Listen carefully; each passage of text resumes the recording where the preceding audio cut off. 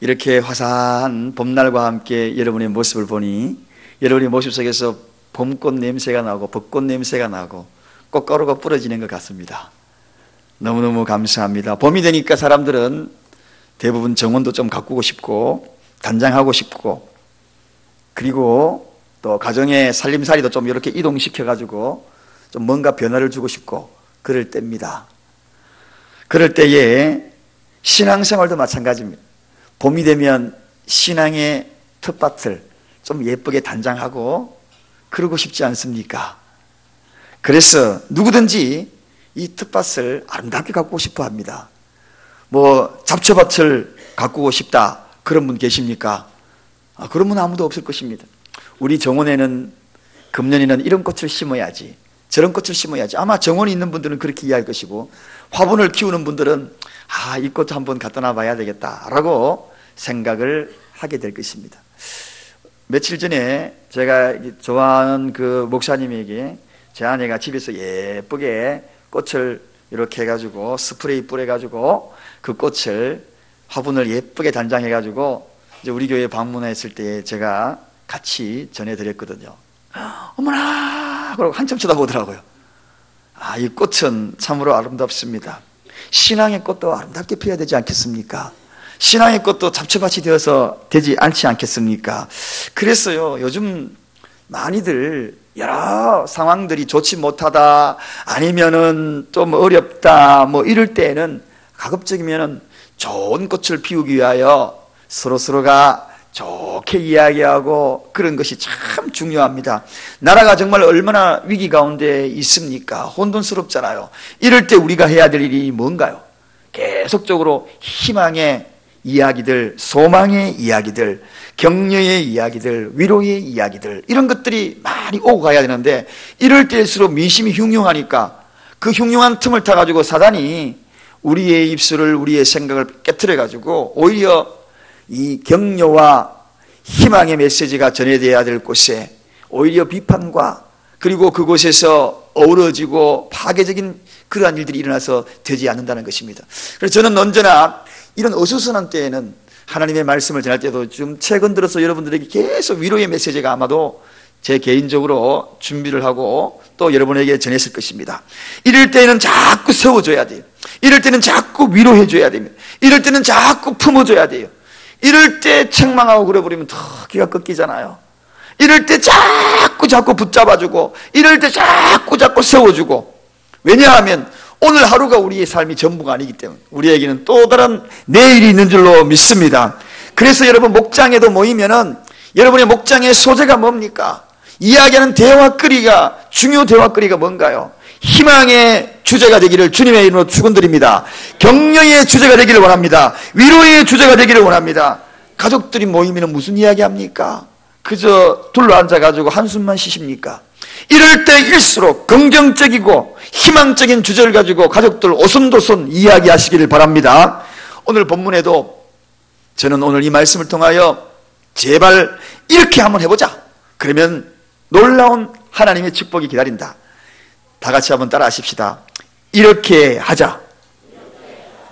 그리하면, 이제 그리하면은 숨겨진 이야기들을 여러분에게 좀 소개하고자 합니다. 잠언 4장 23절에 보게 되면 그 무엇보다도 내 마음을 지키라. 그 마음이 바로 생명의 근원이니라. 그렇게 얘기합니다. 마음부터 다짐을 잘 하십시다. 모든 것은 마음의 출발입니다. 오늘 이 시간 우리 마음가짐부터 잘하면 생명의 근원이 거기서부터 난다는 것입니다.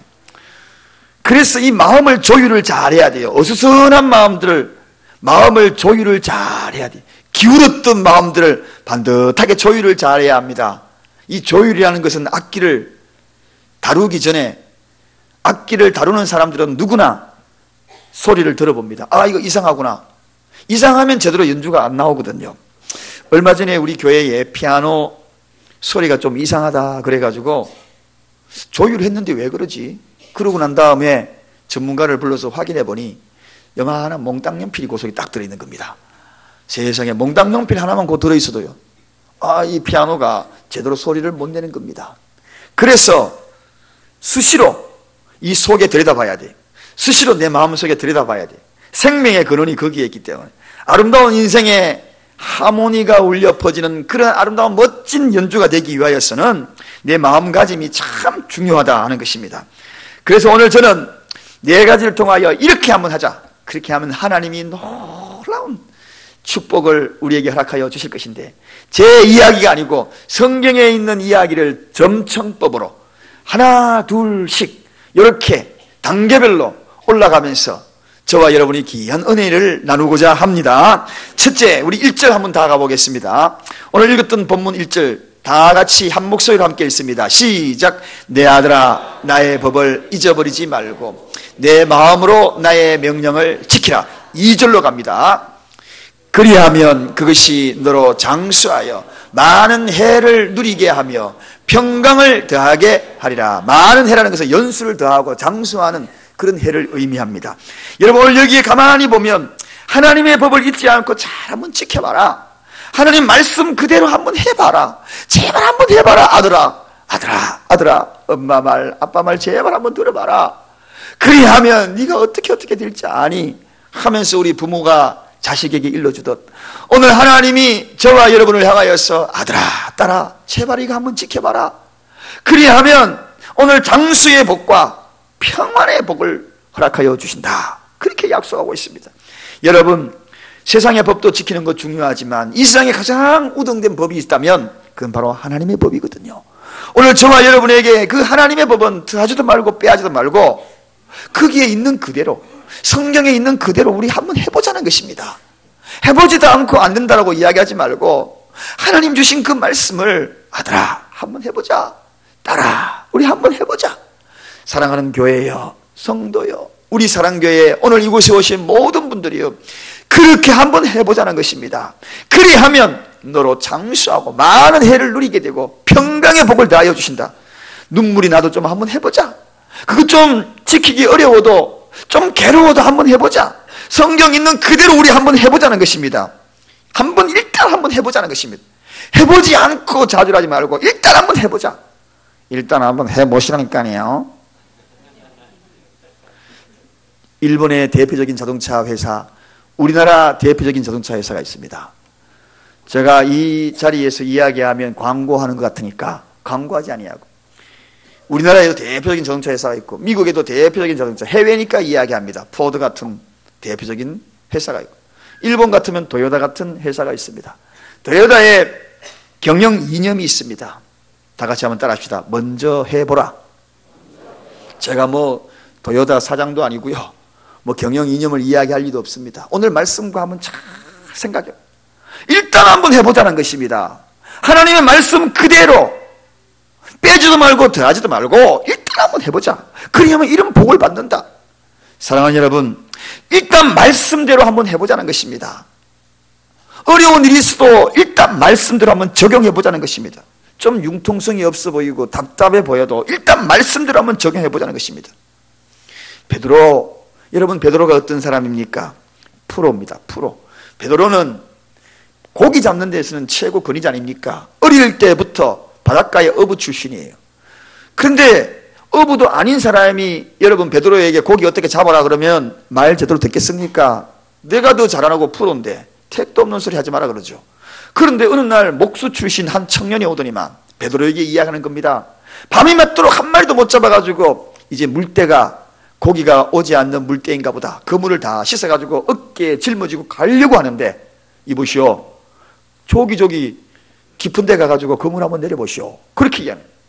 아니 베드로가 누굽니까? 어부인데 보아하니 나사렛의 촌뜨기, 나사렛에 사는 한 청년이 그렇게 이야기하니까 이 베드로가 아이고 여보시오 무슨 소리입니까? 내가 누군지 압니까? 라고 이야기했으면 그는 아마 주님을 만나지 못했을 것입니다. 그런데 일단 한번 해보자는 것입니다. 내가 말씀에 의지하여 그물을 내리이다. 말씀 한번 의지해가지고 내가 그물 한번 내려보자는 것입니다. 그물 한번 내렸다가 올리면은요, 잡풀 거기에 묻고 오물 묻고 새로 거기에 찢어진 거 깁고 하면 손실과 시간 낭비가 이만저만이 아닙니다. 그렇지만 일단 한번 해보자는 것입니다. 나사렛에서 예수라는 자가 요즘 천국 복음을 전한다더니만 그분의 이야기를 일단 한번 들어보자. 그래가지고 그물을 냈더니 그물이 찢어질 만큼 많이 잡혔다. 그리고 자기 혼자 못 올려가지고 동무들을 불러가지고 여기 좀 도와달라고 그렇게 올렸다는 것입니다. 여러분, 일단 한번 해보시라니까요. 일단 한번 해보시라니까요. 하나님 말씀대로 무식하게 보이더라도 한번 해보자는 것입니다. 여러분, 성경은 보물창고예요. 우리가 그 보물창고를 열지 못해서 그래요. 성경은 말씀대로 하면 열리는 보물창고인 줄로 믿습니다. 말씀 그대로 하지 않았기 때문에 내가 더하기나 내가 빼기나 그래서 그 보물창고에 들어있는 하나님의 놀라운 축복을 누리지 못한다는 것입니다. 그래서 우리가 그 보물창고의 문을 열고 그 속에 있는 것을 나의 것으로 우리가 누리기 위하여서는 일단 말씀 그대로 한번 해보자는 것입니다. 오늘 여러분 본문을 읽어다 보면 그리하면 수차례 그리하면이 소개가 되고 있습니다. 그래요, 성경은 보이지 않는 저 천국을 우리가 믿음으로 받아들여서 오늘 이 자리에 다 오신 분들입니다. 그러나 이 그리하면 오늘 이루어지는 이 현실은 눈으로 볼 수 있고 확인할 수 있는 것입니다. 하나님 말씀을 신뢰하십니까? 그럼 일단 그 말씀대로 한번 해보자는 말입니다. 그렇게 한번 적용해보자는 이야기입니다. 아들아, 딸들아, 나의 법을 잊어버리지 말고 내 마음으로 나의 명령을 지키라. 그리하면 장수하고 많은 해를 누리고 그리고 마음에 가정에 실질적으로 평안을 누릴 것이다. 할렐루야. 사실은 일단 안 그렇게 해서 그래요. 조금 어려우니까 그냥 포기해서 그래요. 우리 일단 그렇게 한번 해보십시다. 힘들어도 한번 그렇게 해보십시다. 말씀대로 한번 살아보십시다. 말씀대로 한번 그 길을 걸어가 보십시다. 누가 욕하더라도 한번 꿋꿋이 한번 걸어가 보십시다. 두 번째입니다. 두 번째, 이렇게 하라. 그리하면 어떻게? 3절 다 같이 읽습니다. 자, 3절 다 같이 읽습니다. 시작. 인자와 진리로 내게서 떠나지 않게 하고 그것을 내 목에 매며 내 마음판에 새기라. 그리하면 4절입니다. 그리하면 내가 하나님과 사람 앞에서 은총과 귀중히 여김을 받으리라. 여러분, 솔직히 여러분들 살아가면서 누군가 여러분을 귀중히 여겨지지 않고 있습니까? 아주 업신여깁니까? 아주 우습게 보고 있습니까? 이유가 있습니다. 사람들이 나에게 베푸는 은총이 너무 각박합니까? 하나님이 나에게 베푸는 그 은혜가 너무 각박합니까? 오늘 3절에 인자와 진리, 인자와 진리로 떠나지 아니하면 사람들이 나를 귀하게 여길 것이고 또 하나님이 너를 귀하게 여길 것이다. 뿐만 아니라 은총을 베풀어 줄 것이다. 그렇게 해야 합니다. 그럼 인자가 뭐고 진리가 뭐냐는 것입니다. 인자라는 것은 마음이 어질고 그리고 자애롭다. 그렇습니다. 마음이 어질고 자애롭다. 좀 더 풀어서 설명하면 자애로운 어진 마음씨, 인자한 미소, 이런 미소입니다. 이런 인자한 미소, 인자한 말투, 그런 것들을 떠나지 말게 해라. 그러면 사람들이 은혜를 베풀어 줄 것이고 하나님도 은혜를 베풀어 줄 것이고. 할렐루야. 사람이 여러분들을 우습게 여기고 귀중히 여기지 않게 여기고 있습니까? 나를 돌아보십시다. 내가 인자함이 너무 부족해요. 어질고 인자하고 그러면 사람이 함부로 대하지 못합니다. 하나님의 성품입니다. 이것이 하나님의 성품이에요. 진리가 무엇입니까? 예수 그리스도가 진리라고 얘기했지 않습니까?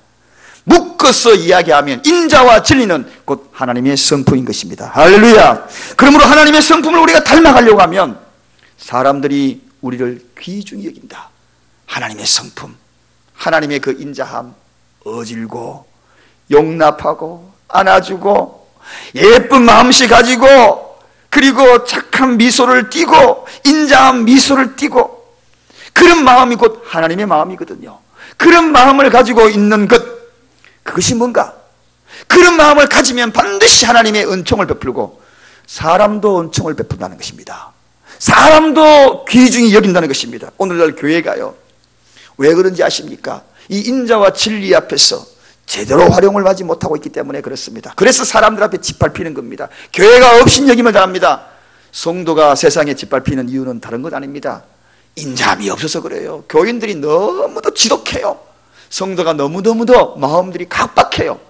그러니 짓밟히지요. 그러나 포용하고 안아주고 인자한 그런 모습 속에 사람들이, 세상 사람들이 우리에게 오히려 은혜를 베풀게 하고 그리고 오히려 귀중히 여긴다. 초대교회 한번 보십시오. 초대교회 어땠습니까? 그들은 사람들이 귀중히 여겼어요. 안 믿는 사람들이 믿는 사람을 귀중히 여겼어요. 야, 저희 크리스천 귀중히 여겼습니다. 왜? 그들에게는 하나님의 성품이 있었다는 것입니다. 늘 하나님, 하나님, 하나님, 주여, 주여 하면서 우리 마음판이라는 말씀을 다 새기고 있습니다. 오늘 이 가운데도 우리는 다 마음판에 하나님의 말씀을 새기고 있지요. 그렇습니다. 마음판에 새기는 것으로 끝나면 안 됩니다. 적용하는 것이 중요하다는 것입니다. 삶 속에 적용하는 것, 마음판에만 새기고 사는 것, 즉 적용하지 않고 사는 마음판에만 새기는 것, 그것을 율법적인 사람이다, 그렇게 얘기합니다. 이 율법적인 사람이 되게 되면, 적용하지 않는 사람이 되게 되면 늘 비판 성향이 강합니다. 왜? 마음판에 딱 말씀이 새겨져 있거든요. 이걸 가지고 모든 사람을 판단하기 시작한다는 것입니다. 여러분, 사랑하는 여러분, 율법적인 사람이 되지 말고 인격적인 사람이 되기를 주님의 이름으로 축원드립니다. 그 모습이 어떤가? 인자와 진리에 서 있는 사람의 모습이라는 것입니다. 그리하면 내가 사람 앞에서도 들림을 받게 만들고 하나님 앞에서도 들림을 받게 만들겠다. 귀중하게 여겨주시겠다. 여러분, 성도 가운데에서도 천박한 성도가 있고 고귀한 성도가 있습니다. 천박과 고귀한 성도가 있어요. 천박한 성도는 누구이냐? 이런 이야기가 있습니다. 플라스틱 깨지고 막 그런 거 있지요. 거기다가 다이아몬드를 다 끼어가 반지를 끼고 다녔다. 그러면은 여러분, 아이고 저 왜 그래? 플라스틱이 무슨 반지를 끼었어? 금에다가 끼어야지 가치가 있지. 그렇게 이야기할 겁니다. 그렇죠. 또 금에다가 다이아몬드를 탁 박으면은 빈짝빈짝 빛나면서 보기가 너무 좋을 겁니다.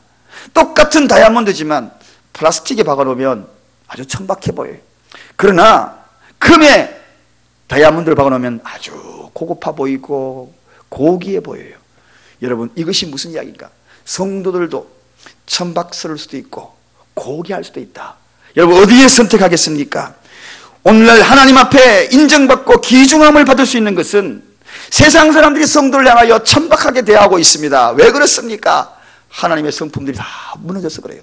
그러나 이 하나님의 성품을 회복하면 세상 사람들이 우리를 고귀하게 바랍니다. 고귀한 성도, 그들에게 그리하면 사람 앞에서 사람들이 은총을 베풀고 하나님이 은총을 베풀고 또 귀중히 여김을 받으리라. 할렐루야. 오늘 우리 다 황금에다가 크기에다가 똑같이 다이아몬드를 박으십시다. 플라스틱에다가 박아서 그렇게 다니지 마십시다.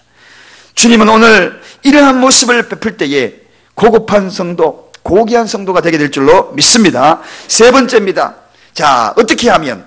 우리 6절 다 같이 읽습니다. 자, 6절 읽습니다. 시작. 너는 범사의 그를 인정하라. 그리하면 내 길을 지도하시리라. 여러분, 범사의 그를 인정하라. 범사가 무슨 뜻이냐 하면 모든 일입니다. 그리고 범사는 평범한 일입니다. 평범한 일에도 하나님을 인정하고 모든 일에도 하나님을 인정하고 그 인정하기만 하면 하나님께서 너의 길을 지도하시겠다. 여러분, 큰 일만 인정하는 것이 아닙니다. 범사입니다. 작은 일만 인정하는 것이 아닙니다. 모든 일입니다. 직장에서, 일터에서도 하나님을 인정하시기 바랍니다. 가정에서도 하나님을 인정하시기 바랍니다. 동창회 하나님이 인정하시기 바랍니다. 사장님도 하나님을 인정하시기 바랍니다. 사람 앞에서. 그리고 종업원도, 사원들도 사장님 앞에 인정하시기를 바랍니다. 여러분, 이것이 중요해요. 하나님을 인정하는 것 얼마나 중요합니까? 오늘 하나님을 인정할 때에 뭐라고요? 범사에, 모든 일에 하나님을 인정할 때에 내 길을 지도하시리라. 여기 지도한다, 여기에는 소중한 단어가 있습니다. 이 지도라는 단어는 곱고 바르게 가겠다, 바르게 가도록 하겠다, 그런 뜻입니다. 곱고. 요즘 세상을 자꾸 둥글게 자꾸 배회하는 분들 없으십니까? 눈앞에 와 있는 것 같은데 잡힐 듯한데 또 방황하게 만들고, 다 되었는 것 같은데 또 코가 쏙 빠지고 먹지 못하는 밥이 되어버리고, 늘 이렇게 방황하면서 빙글빙글 도는 인생이 없습니까? 사랑하는 여러분, 찬물 한 그릇 뜨서도 그 앞에도 하나님을 인정하는 우리가 되십시다. 거린의 창 앞에서도 하나님을 인정하는 자가 되기를 원합니다. 아니 먹을 것 아무것도 손가락 빨면서도 하나님을 인정하는 자가 되기를 원합니다. 왕의 진미 앞에서만 하나님을 인정하는 것이 아니라 모든 상황과 환경 속에서 암에 걸렸어도 하나님을 인정하는 자가 되기를 원합니다. 감기에 걸렸어도 하나님을 인정하는 자가 되기를 원합니다. 시험에 떨어져도 하나님을 인정하는 자가 되기를 원합니다. 직장 생활에서 퇴출되어도 하나님을 인정하기를 바랍니다. 인정하면 하나님이 어떻게 해요? 내 길을 지도하시리라. 더 좋은 길을 지도하시리라. 지도라는 단어 이해하겠습니다. 고든 길로 가게 만들겠다는 것입니다. 인생을 돌리지 않겠다는 것입니다. 이스라엘 백성들 생각해 보세요. 광야에서 생활하면서 그들이 어떻게 생활했습니까? 조금만 어려운 일이 있으면 하나님을 거부했습니다. 먹을 것 없으면 우리는 왜 이곳에 광야에 불러내가지고 과거에 종살이가 좋더라고 하나님을 원망해버렸어요. 인정하지 않았습니다. 물이 떨어지면 하나님을 인정하지 않았어요. 그래서 그들이 직선거리는 10하루길, 그리고 약간 돌아가면은 18일 만에 갈 수 있는 그 가나안 땅을 40년이 걸렸어요. 40년. 왜 그랬습니까? 하나님을 인정하지 않았습니다. 하나님을 인정하지 않았습니다. 좋을 때는 인정하고 좋지 못할 때는 인정 안 하고, 그러니까 계속 도는 겁니다. 인생의 방황은 어디서 끝이 나느냐? 하나님을 인정하느냐 인정하지 않느냐? 여러분, 하나님을 나의 아버지라고 인정하십시다. 어려워도 인정하는 것입니다. 망해도 인정하는 것입니다. 그러면은 직선 코스로 하나님이 그 길을 준비하고 계실 줄로 믿습니다. 모든 것은 범사입니다. 범사에, 그리고 모든 일에 인정하기 위해서 어쩌면 도박하는 것 같을 때도, 느낄 때도 있어요. 이것이 나에게 얼마나 해가 될 것 같은데, 내가 하나님을 인정하면 이 상황에서 나는 그저 외줄타기 하는 것 같고 벼랑 끝에 걸려 있는 것 같은데 이게 내 인생을 도박하는 것이 아닐까, 이런 생각을 하고 있는 분들이 계실 줄 있습니다. 믿음은 벼랑 끝에서 서보는 거룩한 도박입니다. 벼랑 끝에 서 있어 그 가운데에서도 하나님을 인정하는 거룩한 도박이라는 이야기입니다. 그럴 때에 하나님께서 그 길을 지도하여 주실 줄로 믿습니다. 벼랑 끝에 서서 도박처럼 느껴지십니까? 지금 내 인생이 도박처럼 느껴지십니까? 그렇더라도 믿음을 인정하고 나갈 때에, 하나님을 인정하고 나갈 때에 하나님이 그 길을 지도하여 주실 줄로 믿습니다. 어떻게 그 소중한 길인지 8절 한번 읽어보겠습니다. 본문 8절 한번 읽어보겠습니다. 다 같이 읽습니다. 이것이 내 몸에 양약이 되어 내 골수로 윤택하게 하리라. 아멘. 여러분, 그런 곳에서 인정할 때에 그것을 통하여 내 몸에 양약이 되게 하여서 내 골수를 윤택하게 하는 하나님의 은혜가 있기를 원합니다. 그렇습니다. 여러분, 어떤 어려움이 있어도 하나님을 인정하십시다. 어떤 상황에도 하나님을 인정하십시다. 서럽고 외롭고 고독하고 홀로 버려진 그러한 고무신처럼 집신처럼 여겨진다 할지라도 하나님을 인정할 때에 하나님은 반드시 그 길을 지도하여 주실 줄로 믿습니다. 실망하고 포기하고 그리고 낙심될 때도 끝까지 놓치지 말아야 될 것이 있습니다. 하나님을 인정하는 것입니다. 마지막입니다. 9절 다 같이 읽겠습니다. 9절 다 같이 읽습니다. 시작. 내 재물과 내 소산물의 처음 익은 열매로 여호와를 공경하라. 10절입니다. 그리하면 내 창고가 가득히 차고 내 즙틀에 새 포도즙이 넘치리라. 아멘. 여러분, 오늘 보십시오. 이 본문에 처음 익은 열매라는 단어가 나옵니다. 이 처음 익은 열매라는 것은 가장 최우선으로 하나님을 선택하라, 그런 뜻입니다. 하나님을 최고로 먼저 선택하라. 어떤 일을 하기 전에 하나님을 선택하라. 그리하면 어떻게 해요? 창고가 가득히 차고 내 즙틀에 새 포도주가 넘치게 하겠다. 창고가 지금 텅텅 비어 있습니까? 여러분, 여러분의 최우선이 무엇인가요? 돈인가요? 자식인가요? 남편인가요? 아내인가요? 최우선이 뭔가요? 여러분, 그 최우선 그 자리에 하나님을 한번 선택해 보지 않겠습니까? 하나님, 그 하나님 한번 선택해 보지 않겠어요? 그 하나님을 선택하면 창고가 가득하게. 어떤 사람은 동창회를 하나님보다 먼저 선택한 사람이 있어요. 어떤 사람은 친구를 먼저 선택해 버려요. 무엇을 선택하느냐? 최우선으로 선택하자. 하나님을 최우선으로. 친구입니까? 취미입니까? 돈입니까? 지식입니까? 오늘 하나님은 분명히 말씀하십니다. 하나님을 최우선적으로 선택하면 그 창고가 차고 넘치게 하겠다. 새 포도즙, 여기에 새 포도즙이라는 것은 오래된 포도즙도 계속 창고에 있고 새롭게 계속 걷어들인다는 것입니다. 과거에만 걷어든 것이 아니라 오늘도 내일도 계속적으로 그 새 포도즙이 넘치게 하리라. 이런 은혜가 있기를 원합니다. 선택입니다. 하나님은 질투하시는 하나님이 있어요. 그래서 선택의 기로에서 무엇을 선택하는가? 야곱이 베델에서 서원을 하잖아요. 무슨 선택? 선택의 서원을 합니다. 세 가지 서원 중에서 선택의 서원. 하나님, 내가 어떤 기로에 있어서 내가 선택해야 될 때 하나님을 선택하겠습니다. 어떤 손해를 보더라도 하나님을 선택하겠습니다. 그럴 때에 떠났던 그 야곱이 돌아올 때 빈털터리로 물 떨어지고 도망잘 그 야곱이 돌아올 때 소떼 양떼 떼를 이끌고 결혼해가지고 줄줄이 식솔들을 이끌고 고향 땅으로 돌아오지 않습니까? 선택입니다. 여러분, 차고 넘치게 하는 그 선택의 은혜를 오늘 우리 모두가 누리기를 주님의 이름으로 축원드립니다.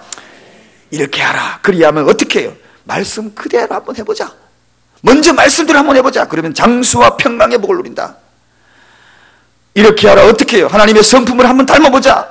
그러면은 은혜 받고 그리고 귀하게 여김을 받는다. 이렇게 하라. 어떻게? 범사의 주님을 한번 인정해보자. 어려운 일이 있어도 하나님을 한번 인정해보자. 그리하면 그가 내 앞길을 지름길로 지도하신다. 인도하신다. 네 번째, 하나님을 최우선으로 한번 선택해보자. 그리하면 내 창고가 넘치고 새 포도즙이 넘치리라. 이런 은혜가 오늘 이곳에 온 우리 사랑교회의 모든 교우들, 우리 교회에 이곳을 출입한 모든 분들이 풍성하게 누리시기를 주님의 이름으로 간절히 축원드립니다. 마지막으로 우리 옆 사람에게 주님의 그 미소, 어진 미소 한번 싹 띄우고 오늘 설교를 마칩니다. 옆 사람 한번 다 쳐다보시죠. 시작.